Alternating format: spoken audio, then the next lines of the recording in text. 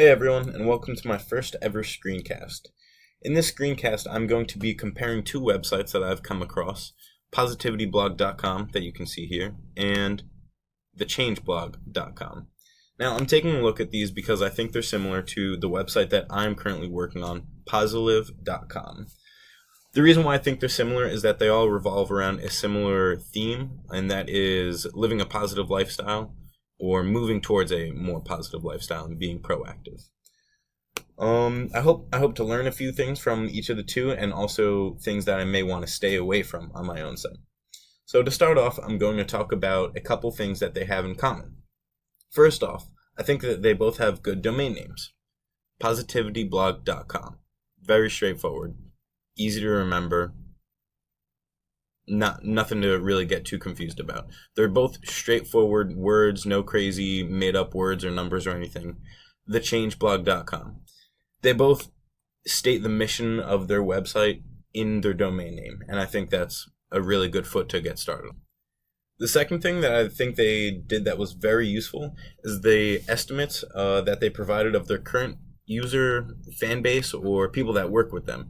As you can see here on Positivity Blog, join 80,000 plus awesome subscribers, and on thechangeblog.com, we are a community of 50,000 people. So I think that's just really good to have on your homepage and something for everyone to see when the first time they get there, because it immediately tells anyone who's searching, we are pretty professional, we have a fan base, we know what we're doing, people use us too. Alright, next I'm going to focus a little bit more on the Positivity Blog. I actually like this a lot. It's a bit dull, which I think does take away from it overall. It almost looks a bit newspapery or a news source site, which can be...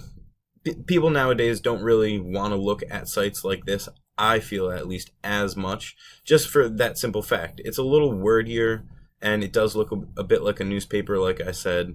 And maybe just a little dull. It's not as good in terms of flow that the Change Blog seems to have mastered. The Change Blog is very organized. It flows. It catches your eye. Your eye isn't deterred by other words all across the screen. But nothing too bad. It just takes a little more sifting through. And I have to say, once you stop and take a closer look, you realize some of the strengths of the site. And one of the strengths, I believe, is navigation. As you can see up here, there's a bunch of navigation bars, there's some widgets here, some side widgets, and while they distract the eye a little bit, if you take the time to just stop and look at them, they're actually really useful. Up here is one of my favorite things about the site, where it says New, Start Here. That's awesome, because when people are searching on these sites, they really don't know where to start sometimes, and that's solving that issue. On the side here, I thought these widgets were really useful. You get stories right off the bat if you just scroll through, but over here it's more condensed and it's popular articles, so popular topics, come over here to find them. Pretty straightforward. And on that note, I'm going to switch the focus a little bit to the Change Blog. I think the overall concept is really intuitive with the site mission, which is change. I think it's a bit more enticing to users because it latches onto a concept that is core to positivity overall. Positivity is of course vital, but when people want that positivity to become a lifestyle, something must be changed. Like I mentioned before, the site is really aesthetically organized, and that helps with the flow of the site. I think in this modern age, when people really don't like to read long articles, having a homepage that is really eye-catching is something that is important. It flows and has a clean interface that is pleasing to the eye. I think the water drop effect back here, if it comes up again soon, it's really great for the theme of the site. It's something really simple, but something also really beautiful, and I think it's just inspiring in that way. Now that being said, while it is easier on the eyes, it is a little less inclusive in terms of navigation. With less widgets you have to figure out where you're going, it's beautiful to look at and it's simple and well organized, but then you're kind of just like, all right, well this looks nice, but where should I go from here? There's not as many bars or widgets And I thought one thing that was a little weird is that they don't have straight up categories for their types of stories. If you scroll down here, it does talk. It mentions latest stories, um, that you can see here, but there's no navigation bar or set of the categories for those stories just by themselves, which I think is something that's useful for a site like this. If you see here that it says self discovery, on this one it also says self discovery, so you can tell that they're in the same category. However, I think they could have their own dedicated buttons. When you click on one of these articles, How and Why I Meditate, or 3 Things I've Learned About Trying to Please Other People, click on them. It does bring you to.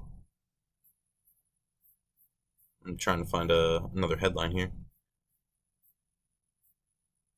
Oh, okay. No, you have to click on. See, that's why I think there's a problem. If you click on that story, it doesn't bring you to the category, and you may not even realize that this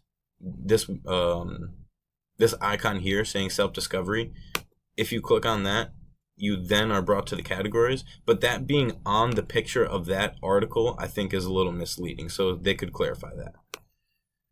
In terms of what I think these sites can accomplish, I think the positivity blog is it's it's a place for quick but lasting tips that are easy to remember. I think they have really good articles, but it just isn't as aesthetically appealing. And in that way, I think this is more of a site that people happen upon and maybe get quick tips or positive ideas, whereas the Change blog, I think that would function as more of a long-term sort of almost like membership oriented site, especially having the books at the bottom. Like, they have a lot of things to offer. When you're not online, maybe you're reading their books. So I think the changeblog.com does a better job in that they're maybe a little more long term. Well, it's time to wrap this up. Overall, I think the two do a great job. I think I can take some notes from changeblog.com in terms of an appealing interface, and from Positivity blog, what things are useful on a homepage. That wraps up my first ever screencast. Thanks for tuning in, and I hope to see you again soon. Thank you.